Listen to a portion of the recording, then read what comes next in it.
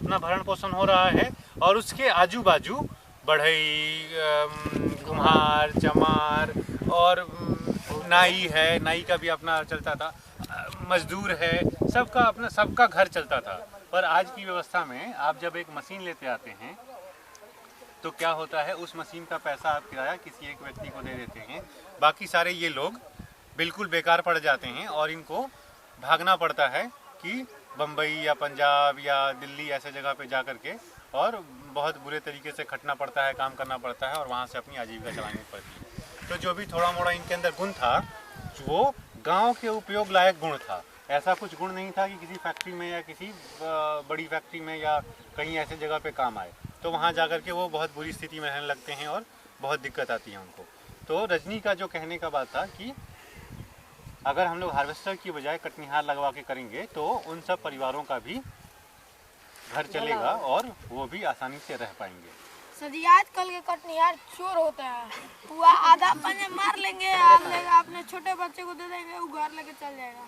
ये सब भी दिक्कत है, ये सब है या बट इसका उपाय है, आप 2 लोग वहाँ खड़े रहिए दिन भर। वहाँ के लोग तो वहाँ पे रहते हैं ना, बाहर के लोग वहाँ पे रहते हैं। एक एक करके एक तेजस्वी को बोलने दीजिए, तेजस्वी बोलिए। एक बोले हैं हाँ कि वो खेत पे खड़ा रहे, अगर उतना में वो कोई काम करे तो समय की बचत भी होगी और उसका काम भी निकल जाएगा। उसके घर के भी कोई एक आदमी उस वहाँ पे जाके काटे। 10 लोग है, खुद अपने आप आपको चुराएगा तो कितना उसका घाटा जाएगा, आपको समझ रहे हैं? एक सेकंड चलिए। लोग बोल रहे हैं कि वहाँ पर खड़े होने से घर का सब काम, ये समय का बचत, तो जब आपको खेती करना है तब वहाँ खड़े होकर नहीं देख सकते हैं कि वो लोग चुरा रहे हैं या नहीं चुरा रहे हैं।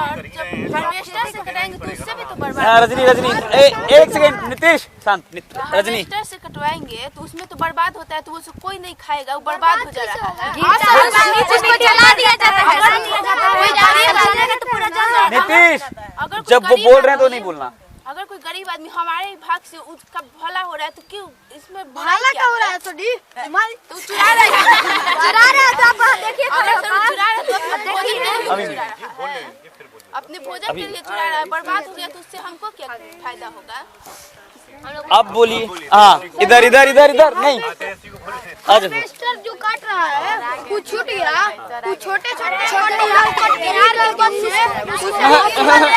लेते हैं, उसको भी बड़ा नहीं हो गया, उसका भी भला हो सकता है। उसका नया तरीका आ चुका है सर जी, उसको बनाने के लिए भूसा सभी गांव में आ चुका है। सभी गांव में कुछ भी बेकार फिर हाँ, अब इधर से ये पार्टी बोल रहा है कि कटनिहार से कटवाएंगे और 2 खड़ा होकर देखेंगे।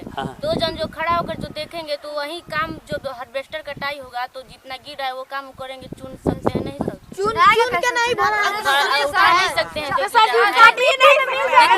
वो देखने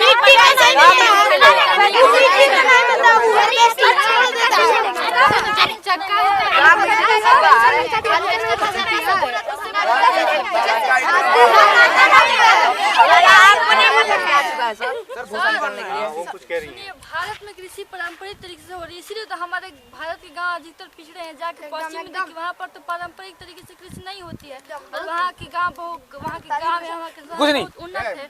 तो पारंपरिक तरीके से खेती करने का क्या मतलब? यहाँ पर गरीबी इतना है क्यों है? अच्छा, अब चलिए बोल लीजिए। यहाँ पर अगर वैज्ञानिक उपकरण लगते, वैज्ञानिक तरीके से कुछ भी काम होता है, यहाँ पर गरीबी जरूरी है, गरीबी होता है, वैज्ञानिक तरीके से होता है तो समय उसमें बचत होता है, काम भी जल्दी होता है, तो गरीबी भी तो हटती है। ठीक है, एक सेकंड। अब कोई बोलना चाहता है इधर से? जैसे बोला, हाँ यहाँ ऐड इसमें ऐड करना चाहेंगे। देखिए, 2 अलग-अलग बात है। एक वैज्ञानिक तरीके से कृषि करना या वैज्ञानिक तरीके से कोई भी काम करना। फिर से हम लोग शब्द का अर्थ सही से समझें। वैज्ञानिक तरीके से कोई काम करने में और मशीनों का उपयोग करके कोई काम करना, ये दोनों अलग-अलग बातें हैं। मशीन से आप काम कर रहे हैं, इसका ये मतलब कतई नहीं है कि आप वैज्ञानिक तरीके से वो काम कर रहे हैं। ठीक, वैज्ञानिक तरीके से काम करने का मतलब कि आप समझ बूझ लगा करके कम से कम मेहनत और कम से कम लागत में कितना बढ़िया काम कर सकते हैं कोई भी।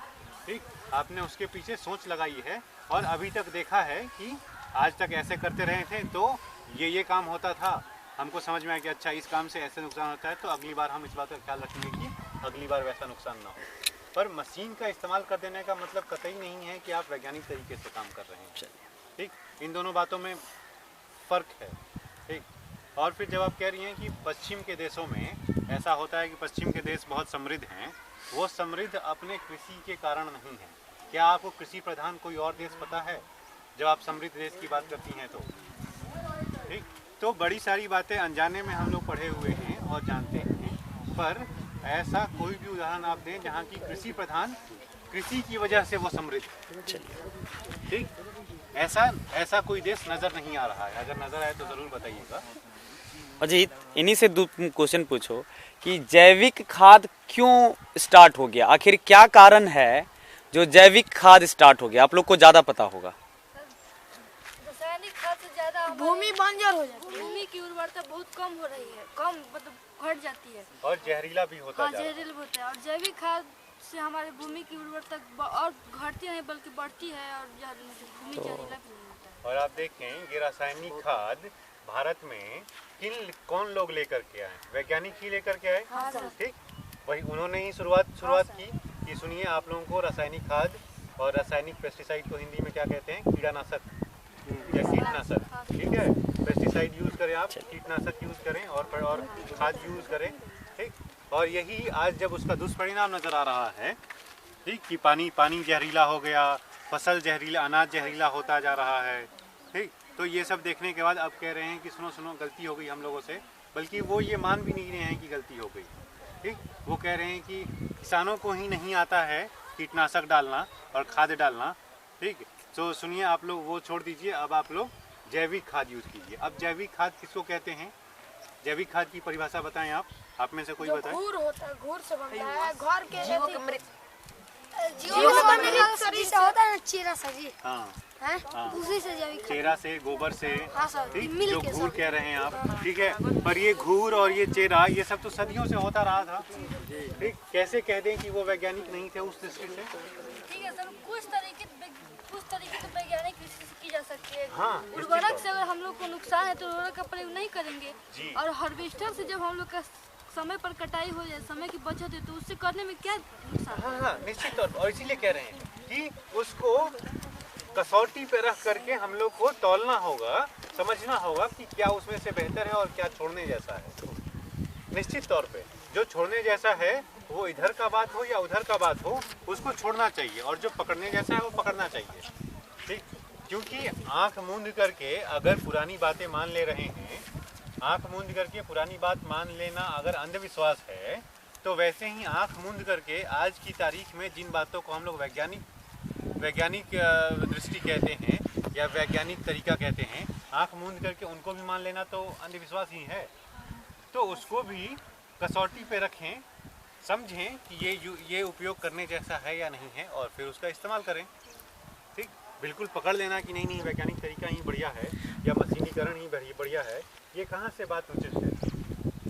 सर, वैज्ञानिक जो तरीका है वो सही है। वही कैसे हम लोग बच्चे थे तो एक रोपनी 10-10 बीज एक पर लगा देते।